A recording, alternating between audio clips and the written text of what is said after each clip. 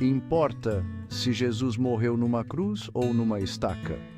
De forma resumida, não importa se Jesus morreu numa estaca ou numa cruz, pois ambos os instrumentos de morte são objeto de maldição e nenhum deles é objeto de veneração. Deuteronômio, capítulo 21, versículo 23. Qualquer ícone, seja ele de um objeto cruciforme ou em forma de poste reto ou variantes, não devem ser usados como ícones religiosos de adoração.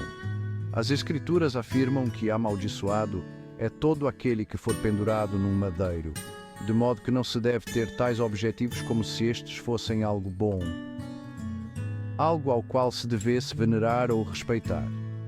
As testemunhas de Jeová não usam a expressão estaca de tortura em vez de cruz, por causa de sua predileção pelo objeto ou por causa de que este é mais louvável ou mais sacro do que o outro, e sim porque a palavra para designar o instrumento de tortura de nosso Senhor Jesus Cristo é descrito no texto grego com termos que designam um madeiro reto.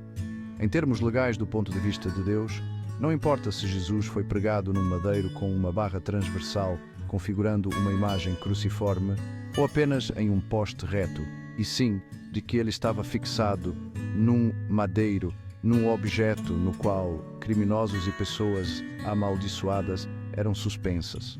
Portanto, a questão quanto ao formato do objeto em que Jesus foi preso para morrer não é uma questão de significativa importância. A ideia de que a cruz era um objeto pagão adorado por pessoas no passado não torna a estaca mais louvável ou menos ruim, pois ambos os objetos eram adorados por pagãos em forma de cruz ou obelisco. Assim, eu não vejo a necessidade de se ficar debatendo com significativa prioridade qual o formato do instrumento de morte de nosso Senhor Jesus, e sim apenas expor que optamos pelo uso do termo estaca para designar o madeiro no qual ele foi suspenso, dado que o significado de staurose e shalom nos indica ser mais coerente este uso, e afirmar que não importa qual tenha sido o formato de tal objeto, nenhum deles deve ser venerado, adorado ou usado como objeto acessório para ser ostentado pelos que se chamam de cristãos.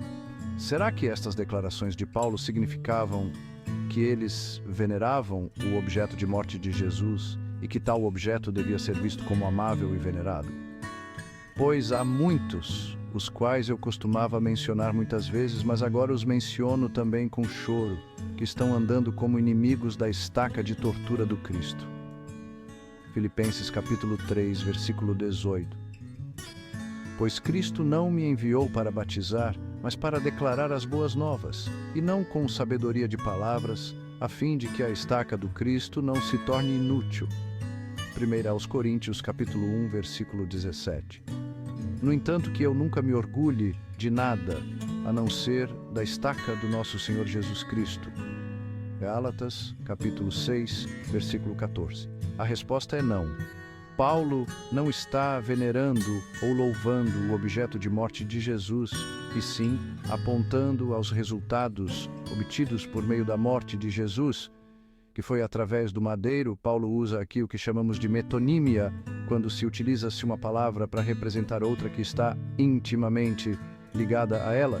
A morte de Jesus aqui é o ponto focal, pois por meio da morte no madeiro, Jesus nos resgata, de modo que Paulo está falando não de pessoas que desprezavam o objeto usado para pendurar Jesus, e sim de pessoas que estavam a rejeitar o sacrifício de Jesus e os benefícios resultantes deste sacrifício.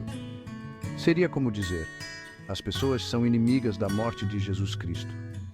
Ora, com isso, será que se estaria a afirmar que a morte é algo bom ou que deve ser venerada?